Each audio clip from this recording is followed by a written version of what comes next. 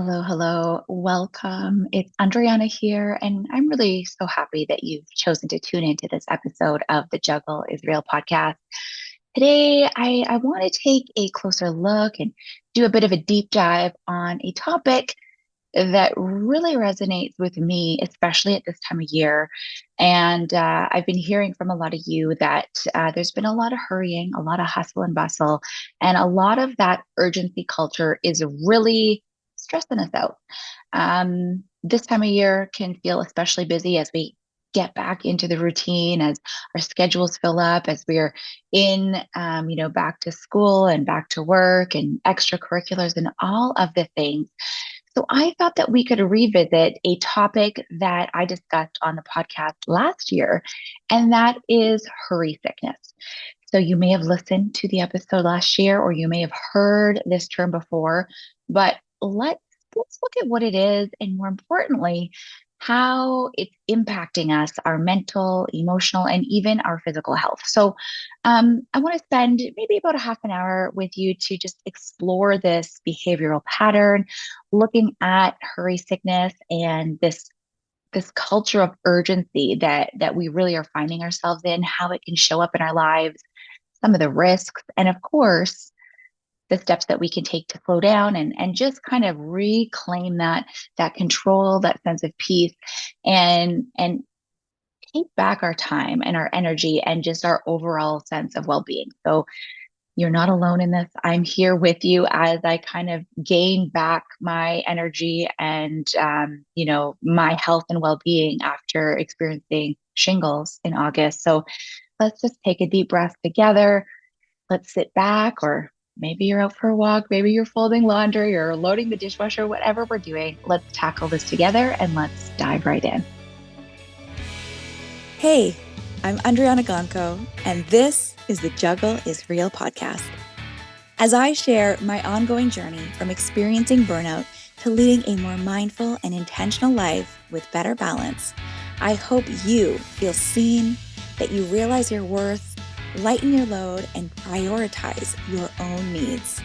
As we hear from leading experts and well-known faces in the wellness, entrepreneurship, education, and motherhood space, I hope you gain insights, proven practices, and learn actionable tools to help you enjoy the juggle of work, family, and everything in between with a little less stress and a lot more ease, joy, and fun. Most of all, I hope you find what you need to simplify, streamline, and supercharge your own journey of better balance and self-love. Are you with me? Let's get started. Hey friends, I'm David McGee. I'm a little crazy, and aren't we all? I want to tell you about a podcast I just launched. It's called A Little Crazy. I teach you how to manage and channel your mental health issues into strength, recovery, and lasting joy. What are my qualifications to lead this conversation? I was once lost and lost it all before I learned to manage better and walk confidently against the grain, becoming a best-selling author and change maker.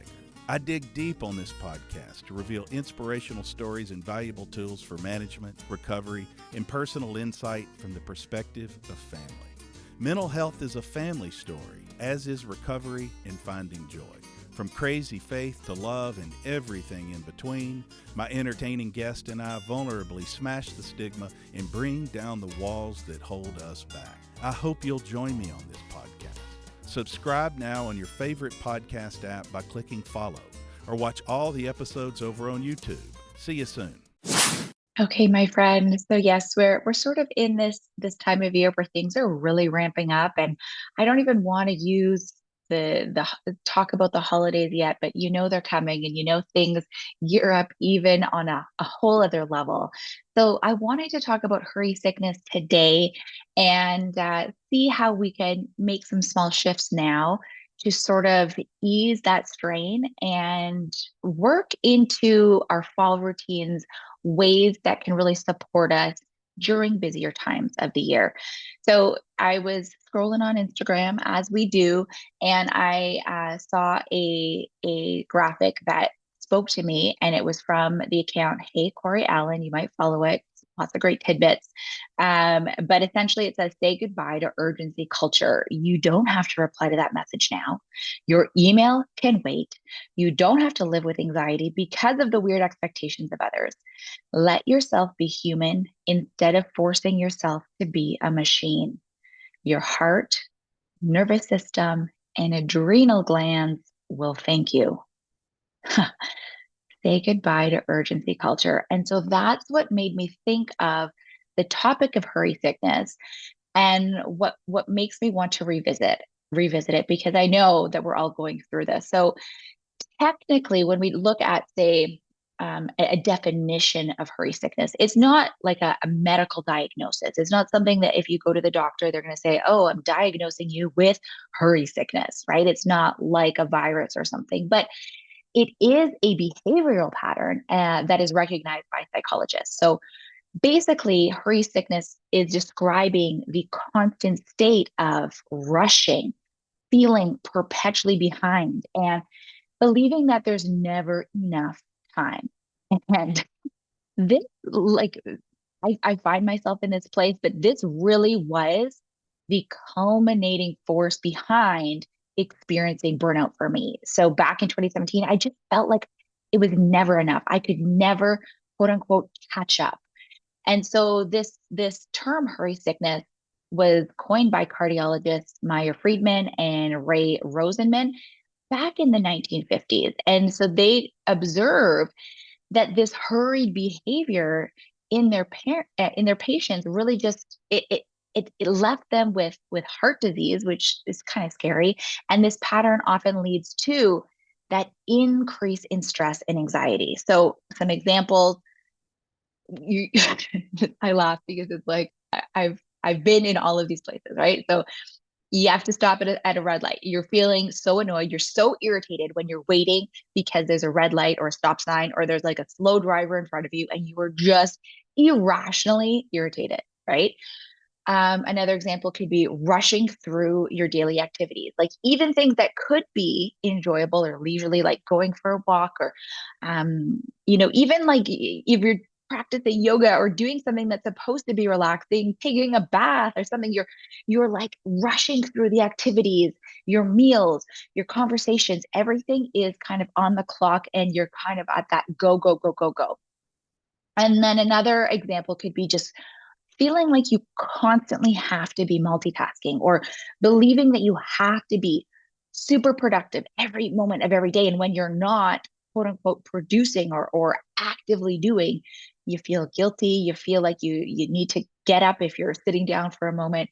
And this can really it's just like this constant state of rushing, and it's so relevant today because we've seen this rise in hustle culture and this urgency culture and our constant ability to be connected, especially in this digital era. And we have this pressure to be on 24/7, and it's really exacerbated what we're calling hurry sickness in our modern life. So little tidbit here for you. So in 2021, a study showed that nearly 60% of people globally report feeling overworked or always on, which can perpetuate feelings of hurry and stress.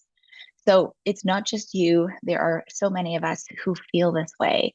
But don't worry, because I'm here to support you and we're going to figure it out and we're going to find ways that can be really easy to support us in removing hurry sickness. So before I get into that, I want to talk about how hurry sickness can affect us. There is an impact in everything and how we choose to lead our lives. And so I'm so grateful that you're choosing to listen to The Juggle is Real, because that shows that you want to be more mindful and more intentional with how you're leading your life.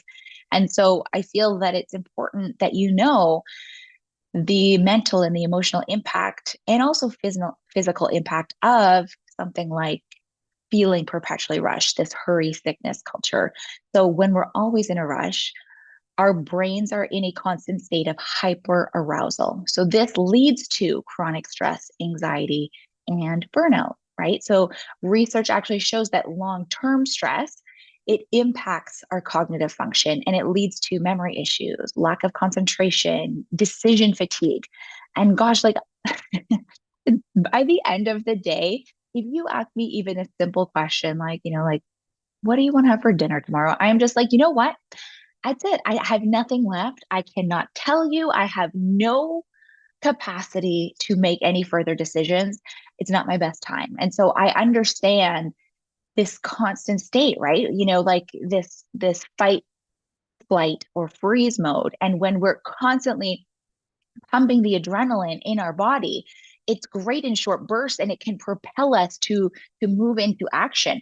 But when we're constantly in this state of hyper arousal, it's it's not sustainable, right? And that's what leads to these feelings of really exacerbated stress, the anxiety that pops up when we feel that brain fog, when we can't make even simple decisions. And physically, hurry sickness can take a toll on our bodies as well in more serious ways that can really have a huge impact, like high blood pressure, like cardiovascular disease, like weakened immune function. And like I don't want to say any of these things to scare you, but we're heading into the fall. The germs are going to be flowing. We want to have a strong immune system.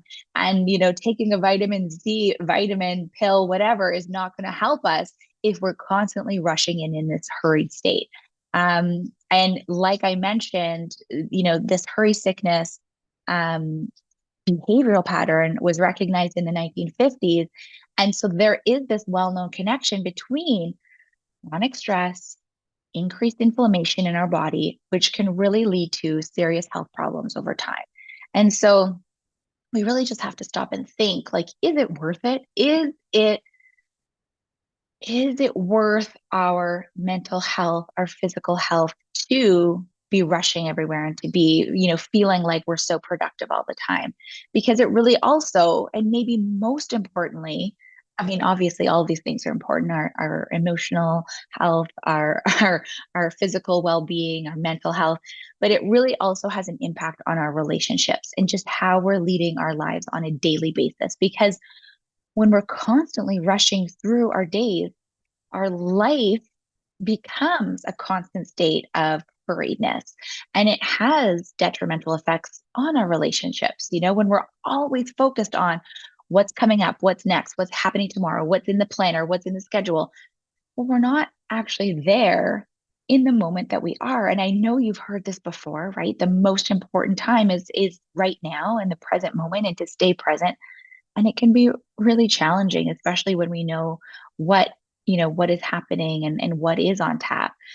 But when we're always focusing on what's next, we are missing out on this present moment with our loved ones, with our family, with the beautiful people that we're surrounded with.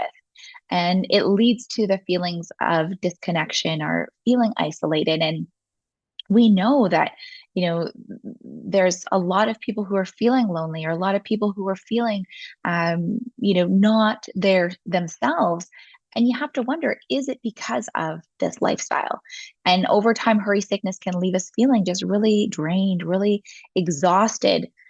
Just emotionally, we feel like we have nothing left. And so this can lead to, more conflict in our personal and our professional relationships. When you've got nothing left in the tank, it's pretty hard to show your loved ones how much you care. And when you're constantly thinking about what's next, it's hard to really be in the moment and to show your coworkers, your friends, your family members, how you need to be caring for them and how you need to be showing up for them. So it's not all doom and gloom. You might be thinking, okay, I get it. Like, this sounds very familiar. And I know that I'm recognizing this pattern in myself.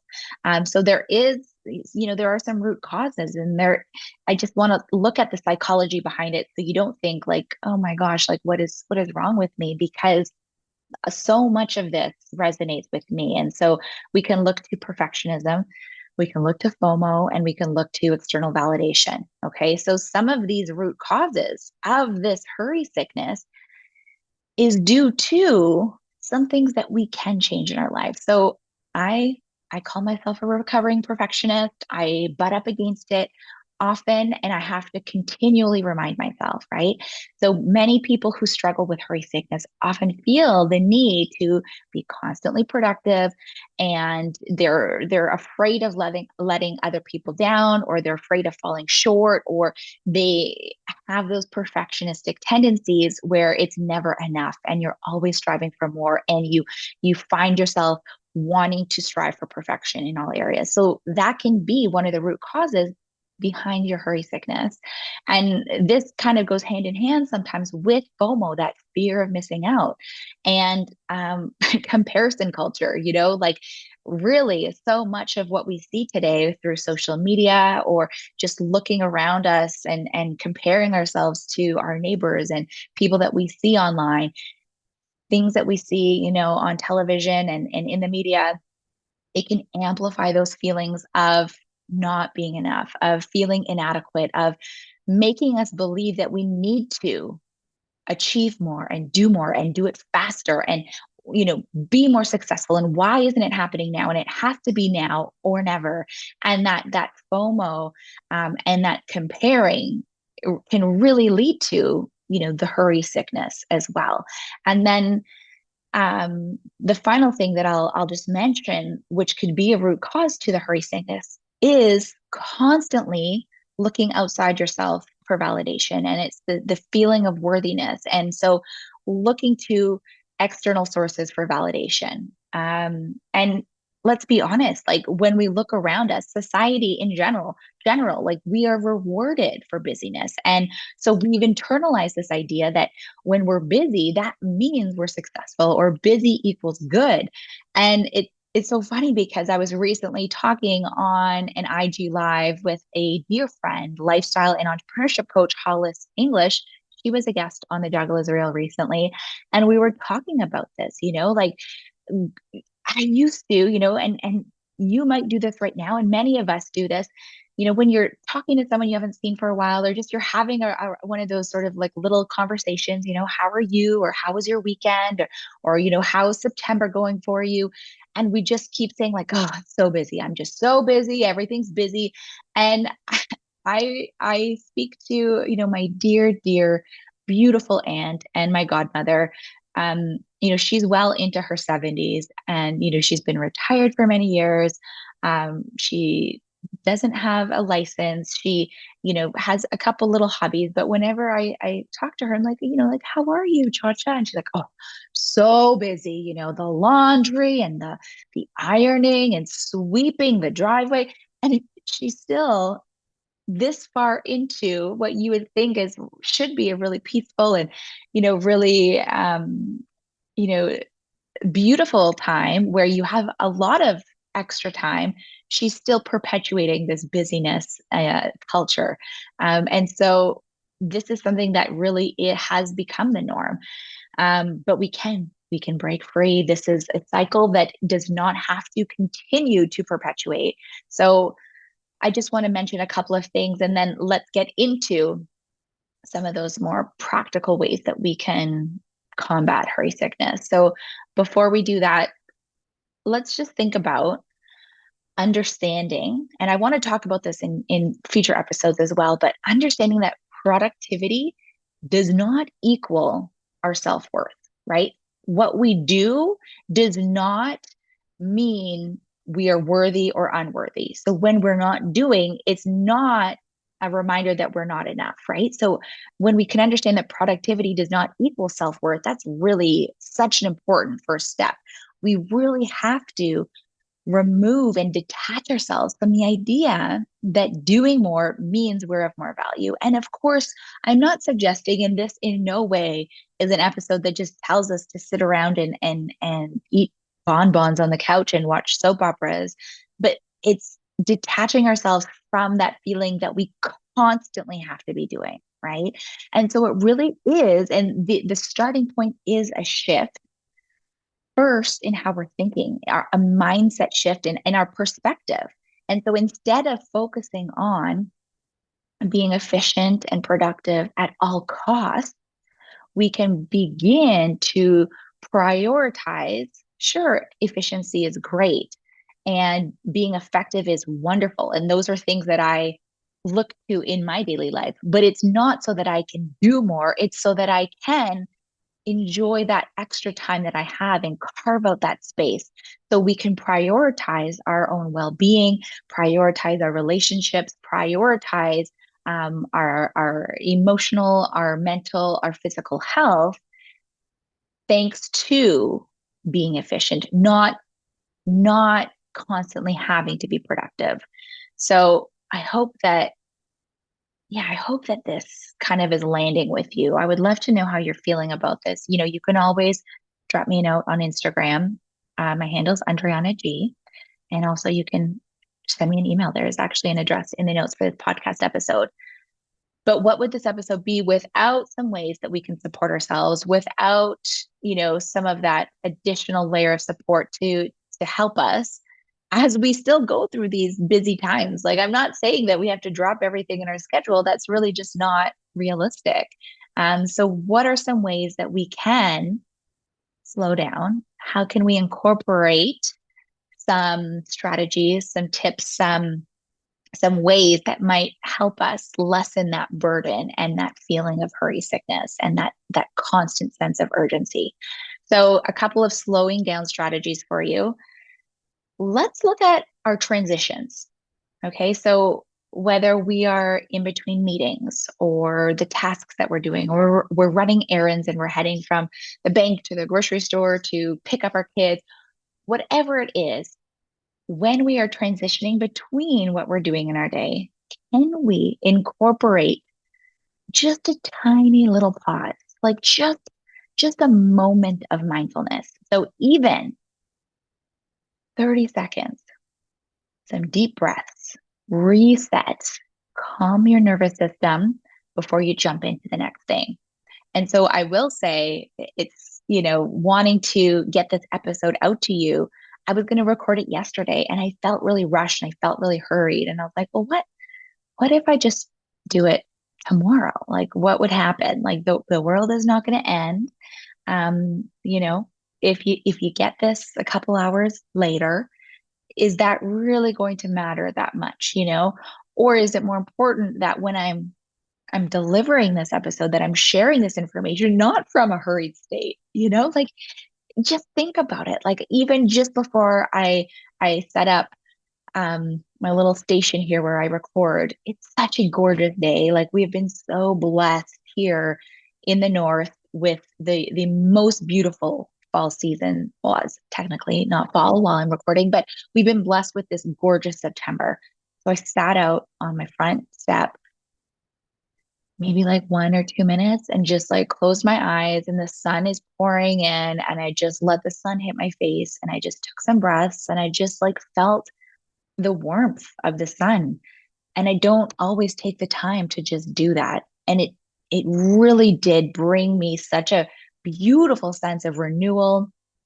Made me feel a lot better because you rush in the morning, you got to get the kids to school, you have to get yourself ready. There's so much to do.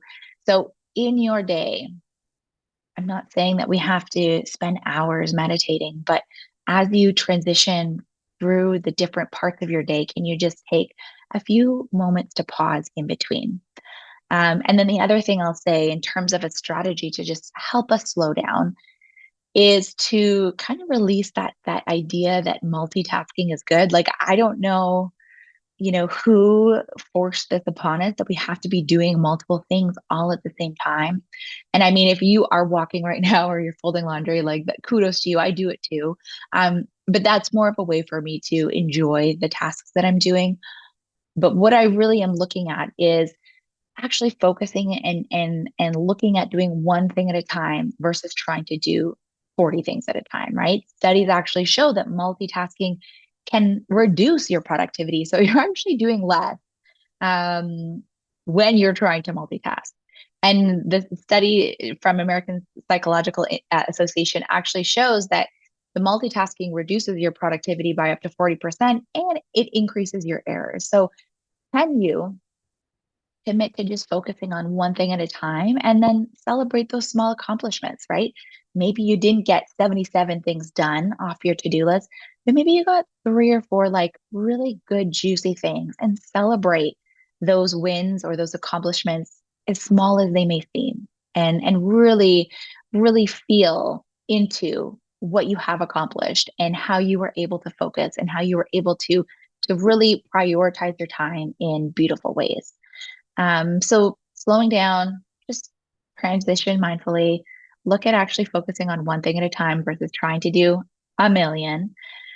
Another thing that I will say in terms of kind of releasing that hurry sickness behavioral pattern, how we can slow down as well as maybe building some boundaries and looking at our relationship with technology. And I know I just talked to you about seeing this graphic on Instagram, and that led me to wanting to share this episode. There are so many beautiful ways that technology helps us and supports us, but it can also be another way that we can feel additionally drained. And there's so many energetic leaks, and we can feel so interrupted in our days because of this constant connectivity, feeling connected at all times, feeling like we have to reply to the email right away, or if a text comes in, we have to respond, or if someone's calling, we have to answer. So let's look at maybe a digital detox. And we don't have to do it for days or weeks or months on end. Maybe it's just specific times during the day. So we're going to be screen free. Maybe we're going to journal in the mornings. We're not going to look at our phone until a certain time. Or maybe, you know, when we first wake up is beautiful. Maybe it's right before bed, maybe like an hour before bed. We're not looking on a screen. We're not watching TV. We're not on our phone. We're doing something else. We're reading, we're stretching, we're meditating. We're doing something that is not related to, technology. And another thing that we can do to build healthier relationships or set those boundaries around how we're using technology can be putting limits on how we're using apps or social media or different things that are digitally related. So using our technology mindfully and setting the app limits for social media or even work related. Like I said this probably in like one of my very first episodes of The Juggle is Real. But there is, oh gosh, the name, I think it's Shonda Morales. Is she the one who was, Scandal and Grey's Anatomy and so many like incredible shows? Anyway, I read that she has a automatic response after say 6 p.m. And it says that she doesn't check her email after 6 p.m. or on weekends. I think she has 4 kids. She has set this boundary, and she encourages everyone else to kind of do this as well, right? I know with our family, Ryan and I, we really try to set boundaries with our kids to make sure that they're not, using screens and technology and video games more than they're outside or enjoying sports or activities. And so we set these boundaries with them and we have these time limits with them. And so, doing this with ourselves can now maybe support us in that feeling that we don't have to be connected 24/7.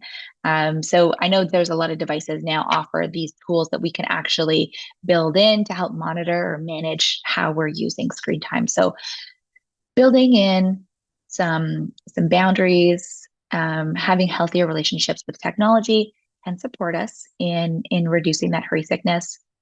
And then the third thing, how we can, slowly shift into a more mindful and slowing down a little bit and not perpetuating this hurry sickness and this urgency culture is really looking to a decide what it is that truly matters and then prioritize it.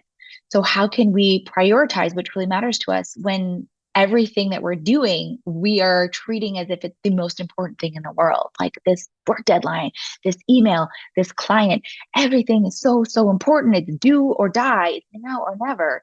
Well, what is it that truly matters? So can we identify what our values are? What is most important to us?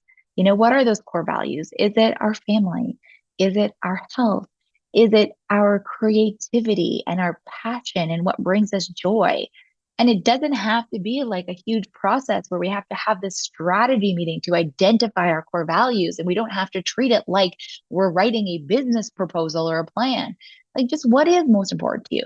Write down two or three things. Like, if it's your husband, your kids, being healthy, feeling good in your body, tapping into what brings you joy. Once you're clear on that, it makes it a lot easier to be able to say no to what isn't part of what matters most to you, right? So that you can say yes. And so, a phrase that really spoke to me, that I like to repeat often, is that I don't say no because I'm too busy.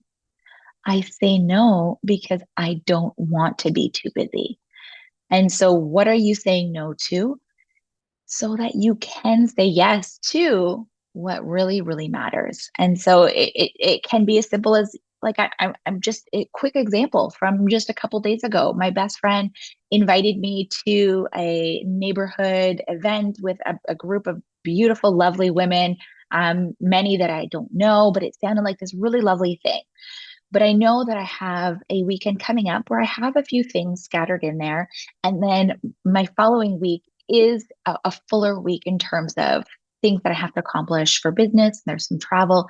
And so it was easy for me to, even though it sounds lovely, even though I love my best friend, I love spending time with her, to say, you know what, I'm going to pass on this one. I'm going to say no with love, because I need to be able to prioritize my rest, prioritize my family time, prioritize what truly matters, knowing that there will be opportunities to find time with her in the future. And of course, she totally understood.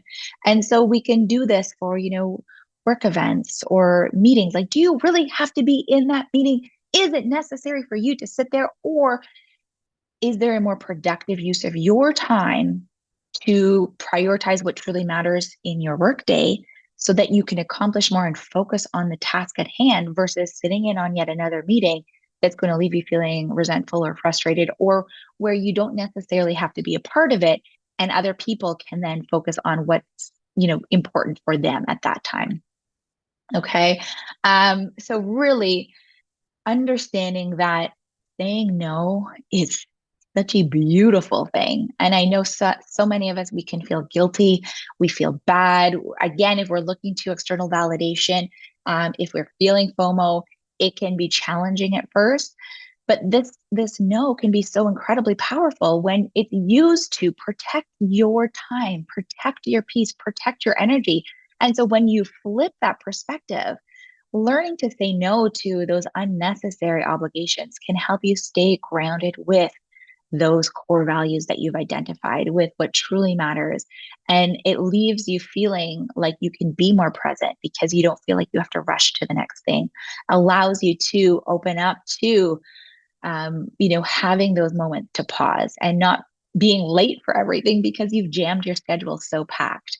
So prioritizing what truly matters would be the third thing that I suggest to you as a practical way to slow down in easy and mindful ways to combat that urgency culture, to combat that hurry sickness. So the slow down, transitions mindfully, the single tasking versus multitasking, building those healthier relationships and setting boundaries with technology, and then prioritizing what truly matters. I mean, yeah, let's just take a breath right now and let that sink in.